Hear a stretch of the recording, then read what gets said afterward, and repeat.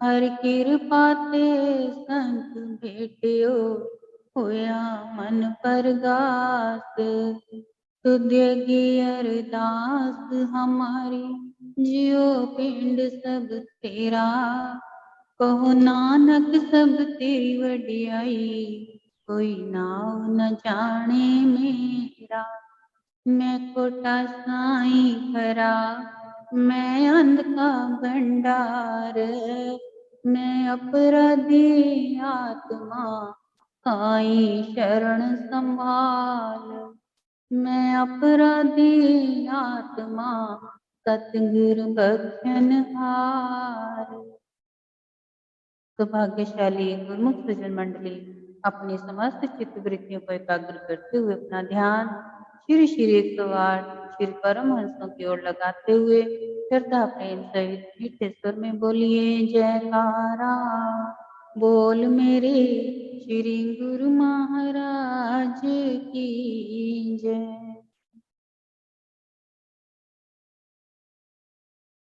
नाम जपन है बहुत जरूरी, जो जपे सो तर जाए। नाम बिना इस जग में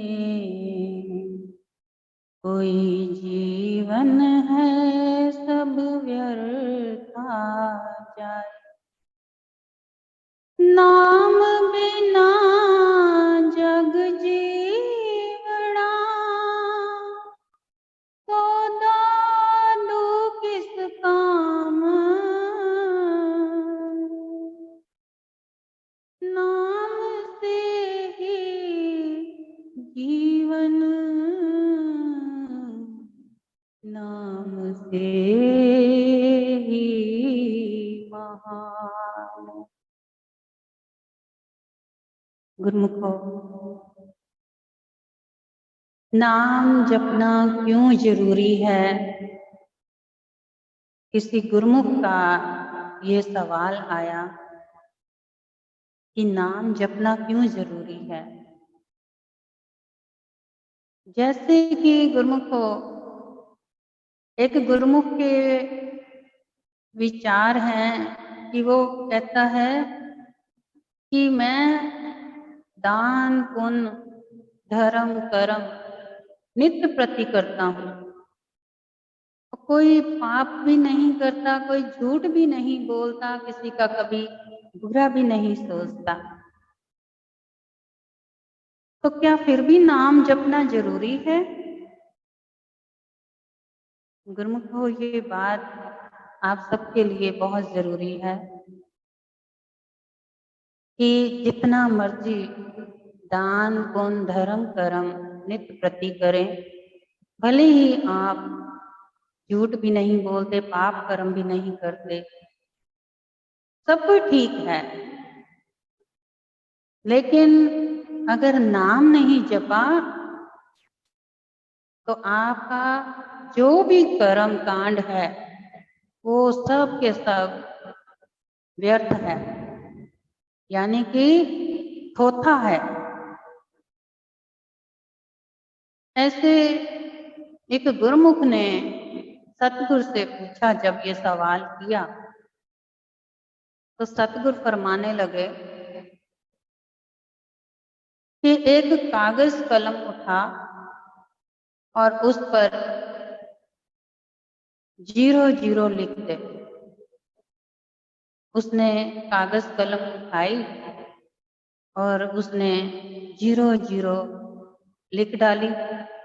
1 नहीं, 2 नहीं, 3 नहीं, एकत्र उसने 5 0 लिख डाली।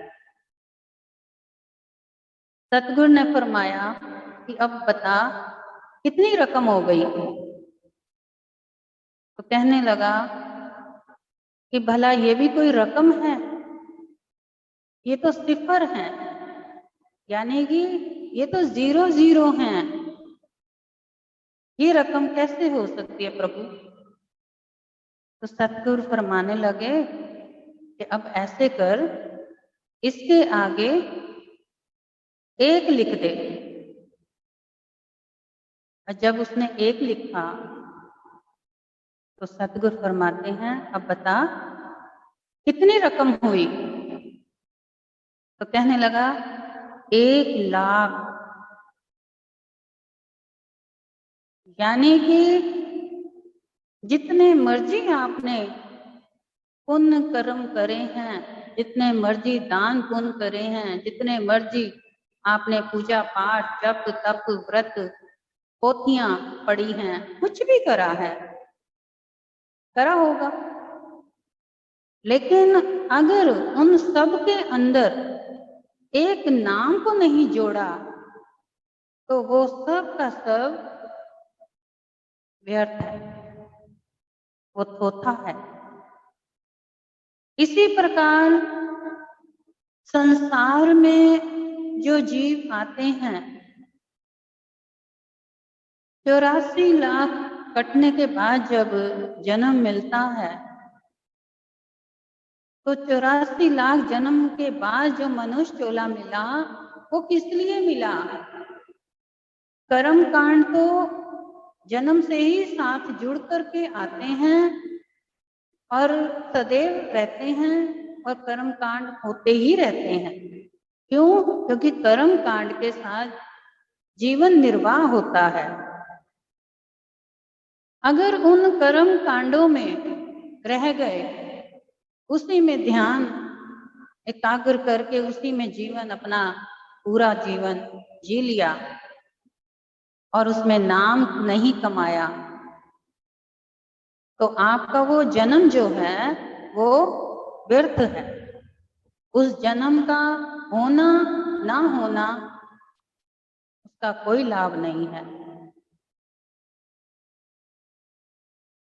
जब जपते हैं नाम तो पहले जुबान से जपना होता है। जुबान से जपते हुए अंदर कंठ के अंदर जब जाता है, उसमें जाके फिर वो रस बनता है। क्यों? कैसे बनता है रस? नाम केवल जपने से रस नहीं बनता। नाम को जपते जपते अंदर से महसूस करना पड़ता है। जिस प्रकार से आप कोई भी खाना खाते हैं, किसी प्रकार की कोई चीज खाते हैं जुबान पर, उस वक्त तो आपको ये मालूम है कि बस हम चबा रहे हैं, फलानी चीज हम खा रहे हैं। लेकिन आपने जब वो आपके अंदर ग्रास आपके गले कंठ से नीचे उतरा तो आपने उसको महसूस किया कि वो अंदर गया है, और जैसे ही डकार आता है तो इससे महसूस आप करते हैं कि मेरा जो खाया पिया था वो हजम हो गया। तो हजम होने का क्या अर्थ होता है कि अब वो अंदर जाकर के हमारी नसों नाड़ियों में ब्लड बनेगा, ब्लड बन के वो दौड़ेगा और जिससे हमारी शरीर में जान आएगी और हम तंदुरुस्ती में जिएंगे। तो ऐसे ही गुरुमुखों जब जुबान से नाम जपते हैं तो नाम को कंठ द्वारा अपने अंदर जब लेकर के जाते हैं तो उस पे महसूस करना होता है कि आखिर ये अंदर से जो अंदर गया है तो ये कहाँ पर पहुंचा है और ये इसका आनंद क्या है, कैसा है। जिस दिन आपको इस बात का एहसास होगा और उसकी अंदर गई हुई नाम की धुन को, शक्ति को आप महसूस करेंगे, उस दिन उसका रस बनना आरंभ हो जाएगा। और जैसे ही उसका रस बनेगा उसी वक्त आपके जो अपने हमारे कहते हैं एक नाभि के अंदर कमल फूल है सूक्ष्म रूप में, और वो कमल फूल जो है नाम के रस से धीरे धीरे जैसे जैसे नाम रस की बूंदें उस कमल फूल पे पड़ती हैं, तो वो कमल फूल होता तो उल्टा है, वो धीरे धीरे कमल फूल पे बूंदे पड़ते पड़ते उठना शुरू हो जाता है। जैसे जैसे वो उठता है वो खिलना आरंभ हो जाता है, और जैसे जैसे वो फिर नाम के सिमरन के रस से खिलता है, तब जाकर के अंदर के हमारे आगे की प्रतिक्रियाएं जो हैं परमात्मा से मिलने की, सिमरन करने की, भक्ति बढ़ने की और ज्ञान तक गहराई तक पहुंचने की वो प्रतिक्रियाएं आरंभ होती। उसे कहते हैं नाम जपना सफल हुआ। गुरुमुखो, जितनी मर्जी कोई किताबें पढ़ ले, पोथियां पढ़ ले, ग्रंथ पढ़ ले, जितना मर्जी पढ़ लो, उसमें आनंद नहीं है। क्यों? क्योंकि जब तक से उस पढ़े हुए शब्द को हमने अपने अंदर धारण नहीं किया, जितनी गहराई में वो शब्द जाता है उतनी गहराई से वो मीठा स्वर बन करके हमारे मुख द्वारा बाहर आता है और वो सुनने वाले को प्रभावित करता है। आपने सुना होगा कि जब गहराई से गड्ढा खोदते हैं पानी निकालने के लिए, जब हैंडपंप लगाया जाता था, आपको मालूम होगा कि कहा जाता है कि जितनी गहराई में, जितने फुट नीचे की गहराई में हैंडपंप का पानी अगर निकलेगा उतना ही मीठा होगा। अगर ऊपर ऊपर से रहेगा तो वो खारा होगा, वो किसी काम नहीं आएगा, ना किसी की प्यास बुझाएगा और ना ही किसी को ढंग से शरीर पर मैल उतारेगा नहाने से। तो पानी कौन सा अच्छा होता है? जितनी गहराई से निकला हुआ मीठा होगा उतना हल्का होगा और उतना मीठा होगा। तो इसी प्रकार से जितनी गहराई में सिमरन को हम अंदर से लेके जाएंगे, शब्दों को अंदर उतारेंगे गहराई में, तो वहां से वो मीठा रस बनेगा। हम चाहे ग्रंथ पढ़ते हैं, पोथियां पढ़ते हैं, किताबें पढ़ते हैं, उनमें भी पढ़ते वक्त इसीलिए रस नहीं आता। क्यों? क्योंकि वो अभी गहराई में नहीं उतरे हैं, वो केवल तोता रट्टा पढ़ रहे हैं। पढ़ना तो बहुत आसान है, लेकिन गहराई में उसे ले जाना उतना ही कठिन है। इस कलयुग के अंदर, कलयुग का जो इतना गहरा प्रभाव है वो किसी को भी गहराई में उतरने देता ही नहीं है। क्यों? क्योंकि जितना कोई गहराई में उतरेगा उतना ही वो प्रभु के नजदीक होता जाएगा। तो कलयुग नहीं चाहता कि कोई भी प्रभु के इतनी निकट पहुंचे। कलयुग जो है इतना गतिशील है, एक सेकंड में इतना प्रभाव डालता है कि अच्छे अच्छे विचारों को भी मलिन करके रख देता है। नाम जपने को तो हर कोई जपता है, ऐसी बात नहीं है, अपनी तरफ से समय भी लगाते हैं, बैठते भी हैं, लेकिन सच सच बताइए कि जिस वक्त आप नाम सिमरन पे बैठते हैं, आप विचारों से रहित होते हैं। कब? कितना होते हैं? आपके अंदर जागृति होती है या आपके विचार, आपकी स्मृति आपको गहराई में जाने ही नहीं देती। विचार और स्मृति जो है वो बार बार सामने आकर के एकाग्रता से भंग करती है और एकाग्रता जुड़ने नहीं देती। एकाग्रता तब बनती है जब हम अपने विचारों को, अपनी स्मृति को, अपने यहाँ तक कि अपने शरीर को भी उस वक़्त भुला करके, मिटा करके ऐसे बैठे जैसे कि एक बुत, बेजान बुत बैठा होता है जिसको किसी भी चीज का कोई भी असर प्रभाव नहीं हो रहा। भले ही उसके मुंह पर कहीं मक्खी बैठे, चाहे उसको शरीर पे खारिश हो, चाहे उसको कोई चीज बाहर सुनवाई दे रही हो, या उसको नींद की कोई झपकी आ रही है। अगर जिसने अपने आप को बुत बना करके सिमरन से जोड़ दिया, जिस प्रकार से एक हम कील जो है जमीन पे ठोकते हैं, जब तक से वो कील जमीन में गड़ेगा नहीं, तब तक से वो कील जो है इस प्रकार से डगमगाता रहेगा, वो टिक नहीं पाएगा। क्यों? क्योंकि उसकी जो ग्रेविटी है वो उसको खींचती है, डोलाती है।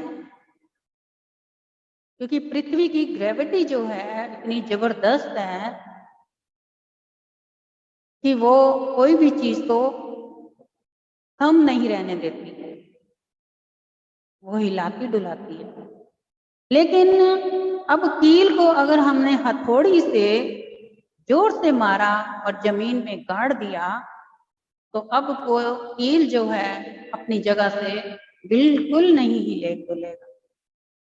इसी प्रकार से हमने जिस वक्त सिमरन पर बैठना है, नाम जपना है, उस वक्त अपने आप को एक कील की भांति जमीन के साथ, आप ये नहीं कह रहे ये दासी कि आप जमीन के साथ जुड़ के बैठें।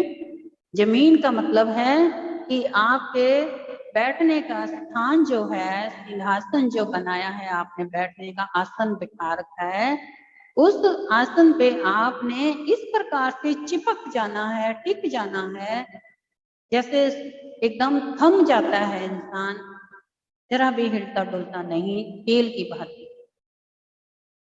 तब जाके आपका नाम सिमरन बनेगा और आपके जितने भी कर्म कांड हैं, जप तप व्रत कथाएं या फिर सत्संग सेवा, ये सब चीजों का लाभ तभी बनता है। पहला नाम, बाद में सारे काम। इसलिए नाम बिना जग जीवना सो दादू किस काम। हमारे श्री पंचम पातशाह जी फरमाया करते थे कि नाम बिना जग जीवना सो दादू किस काम। जिसके हृदय नाम है वही आगे भवसागर पार हो सकता है। जब तक से हृदय के अंदर, गहराइयों के अंदर नाम नहीं उतरेगा, तब तक भवसागर पार तो क्या, इस जन्म में भी आप पार नहीं हो सकते। इसलिए गुरुमुखों, नाम के साथ जितना जुड़ना चाहें जुड़ें। और कुछ गुरुमुखों की ये भी शिकायत है कि जो सुबह अमृत वेले पे हमारा नाम सिमरन चलता है वो लंबे श्वास में है। तो गुरुमुखों, उसका भी एक कारण है। उसका मुख्य कारण क्या है कि श्वासों की जो माला है हमारी, श्वासों की माला पर ही उम्र जो है हमारी बनती है। जितने जितने हम श्वास तेज लेते हैं, हमारी उम्र घटती है। जितनी जल्दी जल्दी श्वास लेंगे उतनी उम्र जल्दी जल्दी घटेगी। और जितना हम श्वास को गहराई से ले जाते हुए ऊपर को उठाएंगे, इसमें हमारे कार्य संवर जाएंगे। कैसे? एक तो हमारा शरीर के लंग्स जो हैं वो खुलते हैं। सांस चढ़ने की जो एक आदत होती है, सांस चढ़ता है, बीमारी है या कुछ भी कह लो, वो भी छूट जाती है। दूसरा, इसके बेनिफिट बहुत हैं। दूसरा, जब आप लंबी सांस खींच के ऊपर लेके जाते हैं, जितनी देर आप लंबी सांस खींच के ऊपर ले जा रहे हैं, उतनी देर में आपका केवल एक श्वास होगा, और एक श्वास में आपने बाकी के जो लगातार 8-10 लेने थे वो बच गए। उससे क्या हुआ, आपकी उम्र लंबी हो गई, आपने अपनी उम्र को बढ़ा लिया। और दूसरा कि जब जितना ऊंचा जाएगा उतना जल्दी जल्दी यहाँ पर असर करेगा, और यहीं से फिर त्रिकुटी में जाते हुए 10वें द्वार तक चोट पहुंचाएगा, जहां से हमने अमृत रस की बूंद पानी है और आत्मा को तृप्त करना है। और आत्मा जब तृप्त होगी तभी हमारा ये जन्म सफल होगा। तो गुरुमुखो, ये महापुरुषों के वचन हैं। आप सब भली भांति समझ गए होंगे कि हमने नाम किस लिए जपना है, क्यों जरूरी है, और आज से आप इसी भाव से नाम जपें, अपना जीवन सफल बनाएं, और गुरुमुखों, प्रभु की प्रसन्नता आप सदैव पाते रहें। श्री गुरुमय की कृपा आप सब पर सदैव बनी रहे। बोलो जयकारा बोल मेरे श्री गुरु महाराज की जय।